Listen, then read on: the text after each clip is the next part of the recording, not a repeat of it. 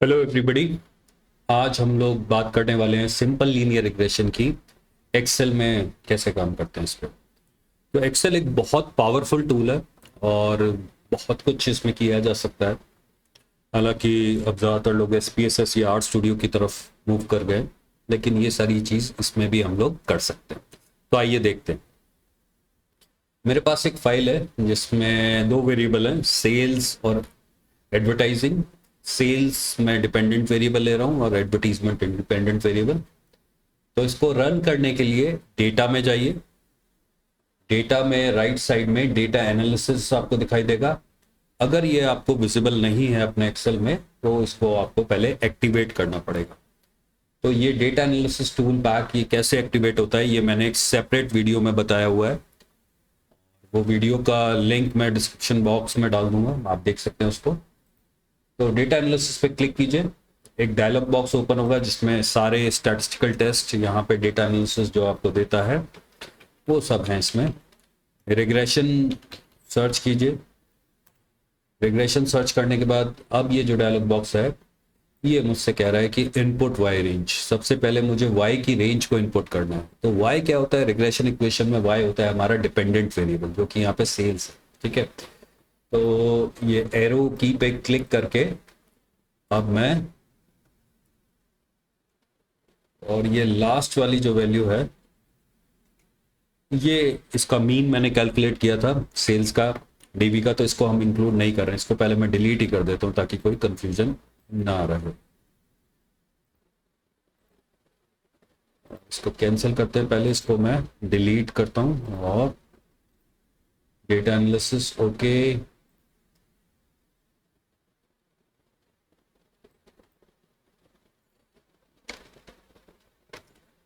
Alright, ये हमारा y variable select हो गया। अब x रेंज, x क्या है हमारा, x है हमारा इंडिपेंडेंट वेरिएबल। तो देखिए इंडिपेंडेंट वेरिएबल एडवर्टीजमेंट, ये रेंज भी मैंने इसमें दे दी है। इसमें एक और ऑप्शन का हम यूज करेंगे और ये ऑप्शन है आपका लेबल्स का, क्योंकि हमारा जो फर्स्ट रो है देखिए वहां पे ये लेबल्स है, कॉलम के लेबल्स हैं। तो यहाँ पे लेबल्स को क्लिक करेंगे। कांस्टेंट हम 0 नहीं ले रहे हैं, कॉन्फिडेंस इंटरवल की अभी हमें जरूरत नहीं है, रेसिडुअल भी हमें नहीं चाहिए यहाँ पे। अब आउटपुट ऑप्शन में ये आपको 3 ऑप्शन देता है, या तो आप नई वर्कबुक पे आउटपुट ला सकते हैं, यू वर्कशीट पे, या आउटपुट रेंज आप बता सकते हैं। तो मैं यहाँ पे आउटपुट रेंज को सेलेक्ट करूंगा और ये एरो क्लिक करके मैं किसी भी सेल में जहां पे मुझे आउटपुट चाहिए उसको सेलेक्ट करूँ। और अब ये सारी चीजें फिल हो गई हैं और जैसे ही मैं ओके पे क्लिक करूंगा तो मेरे सामने रिजल्ट आ जाएगा सिंपल लीनियर रिग्रेशन का। ओके पे क्लिक किया और ये सारी टेबल हमारे सामने निकल के आ गई। ठीक है, तो देखिए मल्टीपल आर। ठीक है, अब मल्टीपल आर क्या है, मल्टीपल आर है कोरिलेशन। ये वैल्यू कहां से आ रही है, ये वैल्यू है 0.578। ठीक है, तो ये वैल्यू कोरिलेशन की है। तो एक बार रन करके देख लें, यही डेटा एनालिसिस में जाके कोरिलेशन, और यहाँ पे हमने इनपुट दे दिया और ये इस बार हम दोनों का एक साथ ही दे देंगे कोरिलेशन में। और लेबल्स है पहले उसमें, और आउटपुट रेंज में दे देता हूं।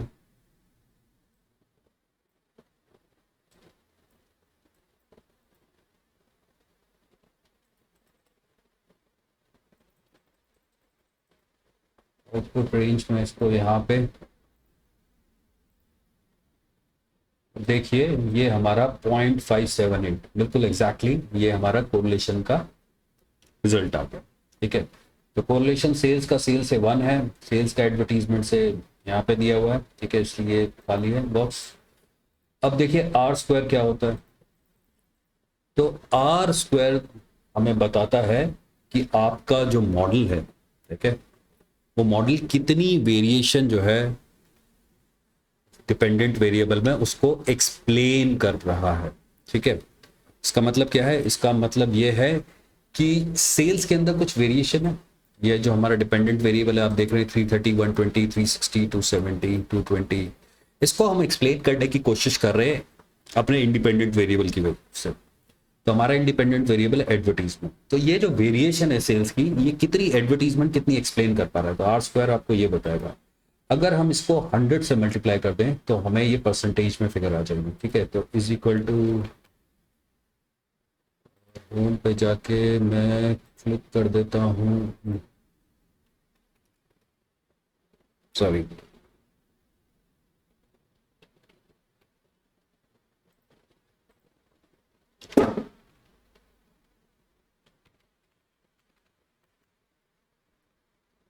देखिए ये जो वैल्यू है इसको अब मैं परसेंटेज में, तो ये परसेंटेज में आ गई 33%, ठीक है। तो इसका क्या मतलब है, इसका मतलब है कि 33% एक्सप्लेनेशन की सेल्स के अंदर आपका जो वेरिएशन आ रहा है वो हमारा एक इंडिपेंडेंट वेरिएबल एक्सप्लेन कर पा रहा है। 33 का मतलब है 67% ऐसा वेरिएशन है जो नहीं एक्सप्लेन हो रहा है, मतलब हमें नहीं पता, कुछ और वेरिएबल्स हैं जो इस चीज को एक्सप्लेन कर सकते हैं, वो हमने अपने मॉडल में इंक्लूड नहीं किए, ठीक है। नेक्स्ट है आपका एडजस्टेड आर स्क्वायर। तो एडजस्टेड आर स्क्वायर की हम लोग बात करेंगे मल्टीपल रिग्रेशन में, इसके लिए अभी हम यहाँ पे बात नहीं करेंगे, ठीक है।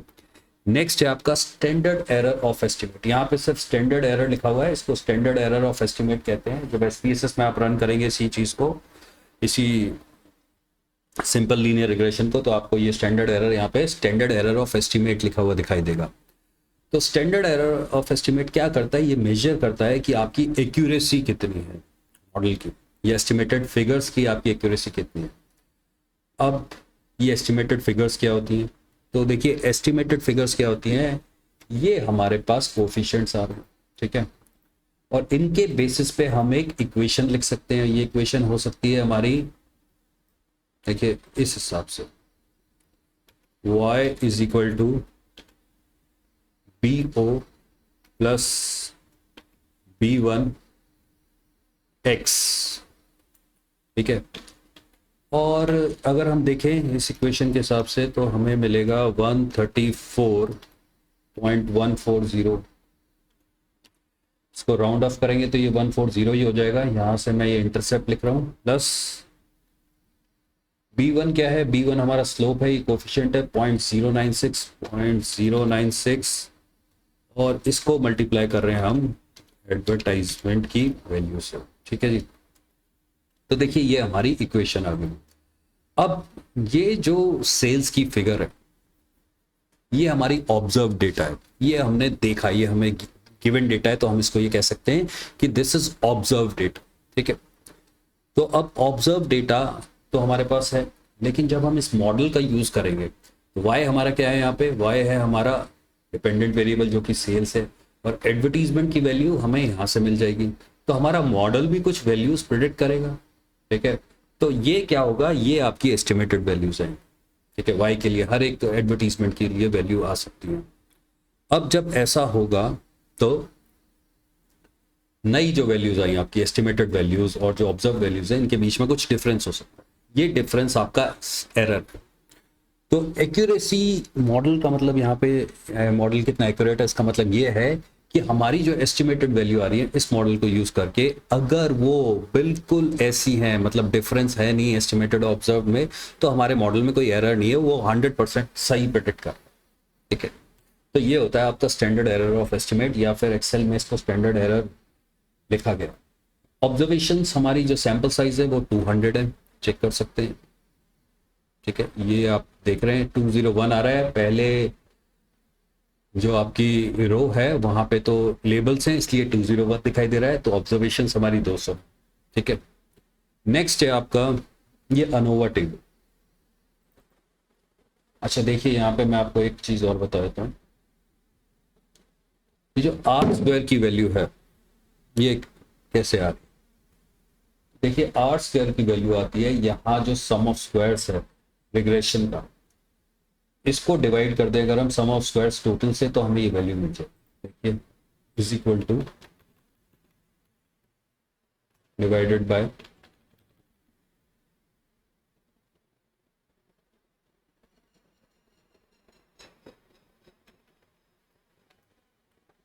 और देखिए ये बिल्कुल एग्जैक्टली यही वैल्यू आ गई 0.33464818, ठीक है, तो ये आर स्क्वायर की वैल्यू यहाँ से आती है। अच्छा, आगे चलते हैं। ANOVA table.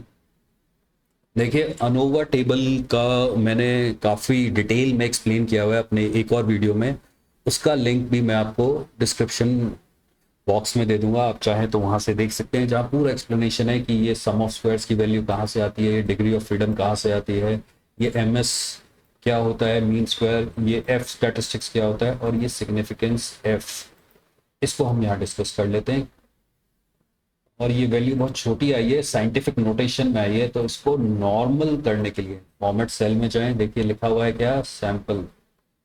ठीक है, और यहाँ नंबर में जाके हम क्लिक कर सकते हैं और ओके करेंगे तो ये वैल्यू आ गई जो कि 0.00। इसका मतलब ये वैल्यू सिग्निफिकेंट है। ठीक है, तो यहाँ पे क्या बता रही है अनोवा टेबल, अनोवा टेबल ये बता रही है कि हमारे जो इंडिपेंडेंट वेरिएबल है, एडवर्टीजमेंट और कांस्टेंट जो है, इंटरसेप्ट, ठीक है, इनसे हम प्रिडिक्ट करने की कोशिश कर रहे हैं सेल्स को।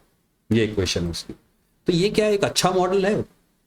तो अगर ये वैल्यू सिग्निफिकेंस वाली वैल्यू आपकी 0.05 से कम है तो मतलब अच्छा मॉडल है आपका, ये सिग्निफिकेंटली प्रिडिक्ट करता है। ठीक है, और 33% एक्सप्लेनेशन हमें मिल रही है यहाँ से। आर स्क्वायर हमारा 33% आ रहा है, तो 33% हमें वेरिएशन में एक्सप्लेनेशन मिल रही है, जिसको अनोवा टेबल बता रही है कि ये एक अच्छा मॉडल है। तो अनोवा टेबल ने तो हमें बता दिया कि ये एक अच्छा मॉडल है, लेकिन इंडिविजुअल वैल्यू नहीं बताती है हमें।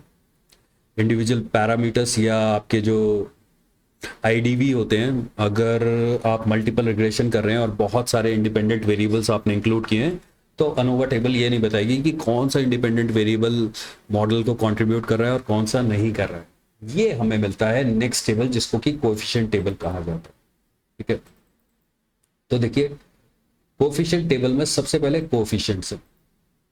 अब इनको आप इस तरह देख सकते हैं, यहाँ पे जो इक्वेशन लिखी हुई है y is equal to B O plus B one X, ये बी ओ क्या है, ये बी हो है आपका इंटरसेप्ट, एडवर्टीजमेंट के आगे जो कोएफिशिएंट लिखा हुआ है वो आपका बी वन होता है, इनको रिग्रेशन कोएफिशिएंट भी कहा जाता है, और इसके थ्रू हम इक्वेशन बना लेते हैं। ठीक है, और इक्वेशन कैसे बनती है ये मैंने यहाँ पे लिखा हुआ है, ये आपने देख लिया। इसके बाद जो नेक्स्ट आता है यहाँ पे दोबारा से क्या आ रहा है, स्टैंडर्ड एरर आ रहा है। ठीक है, तो देखिए स्टैंडर्ड एरर हमें क्या बताता है, स्टैंडर्ड एरर हमें बताता है ये जो वैल्यूज है, कोएफिशिएंट की ये जो वैल्यूज है, ये अक्रॉस डिफरेंट सैंपल्स, अगर हम बहुत सारे सैंपल्स लें तो क्या ये वैल्यू सेम रहेगी या इनमें डिफरेंस आएगा सैंपल। ठीक है, तो ये एरर तो नहीं है कि हर एक सैंपल में डिफरेंट वैल्यूज आ जाएंगी, ये सेम सी आएंगी। तो अगर स्टैंडर्ड एरर की वैल्यू छोटी है तो इसका मतलब ये जो वैल्यूज हैं आपकी ये सेम रहेंगी अक्रॉस डिफरेंट सैंपल्स, लेकिन अगर स्टैंडर्ड एरर की वैल्यू ज़्यादा है तो हाँ जी ये डिफर कर सकती है। ठीक है, इसके बाद आ रहा है आपका टी स्टैटिस्टिक्स। अब देखिए टी स्टैटिस्टिक्स आपको क्या बताता है। ठीक है, तो टी स्टैटिस्टिक्स आपको बताता है यहाँ पे कि टी स्टैटिस्टिक्स यहाँ पे नल हाइपोथेसिस टेस्ट करता है कि ये जो आपकी कोएफिशिएंट की वैल्यू है it is equal to zero. ठीक है, तो टी स्टैटिस्टिक्स क्या कर रहा है, वो टेस्ट कर रहा है null hypothesis that the value of coefficient is equal to zero. ठीक है, लेकिन अगर हमारा मॉडल अच्छा है तो हम लोग चाहेंगे कि कोएफिशिएंट की वैल्यू जीरो से डिफरेंट हो, सिग्निफिकेंटली डिफरेंट हो। ठीक है, वो कैसे पता लगेगा, वो टी स्टैटिस्टिक्स से पता लग रहा है, तो टी टेस्ट हमें ये बता रहा है। अब ये पता कैसे लगेगा कि ये सिग्निफिकेंटली जीरो से दूर है या नहीं है। ठीक है, तो इसके लिए हमें यहाँ पी वैल्यू दी गई है और ये भी वैल्यू बहुत छोटी है, साइंटिफिक नोटेशन में इसको हम कन्वर्ट करेंगे। ठीक है, राइट क्लिक कीजिए, फॉर्मेट सेल में जाइए, नंबर्स पे क्लिक कीजिए, ओके क्लिक कीजिए, और ये वैल्यू आ गई 0.00। इसका मतलब ये दो वैल्यूज 0.0 से सिग्निफिकेंटली डिफरेंट है, सिग्निफिकेंट वैल्यू है, मॉडल में कंट्रीब्यूट कर रही हैं। ठीक है, दोनों ही इंडिविजुअल वैल्यूज, इंटरसेप्ट की भी और एडवर्टीजमेंट की भी।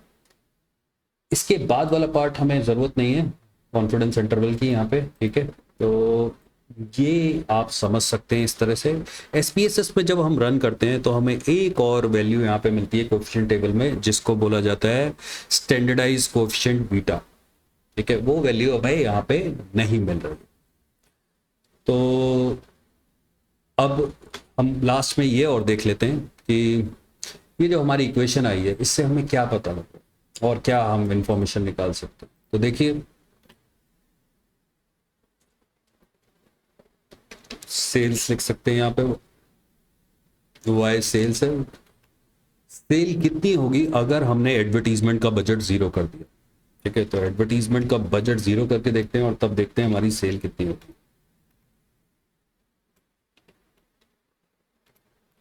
है। Into zero.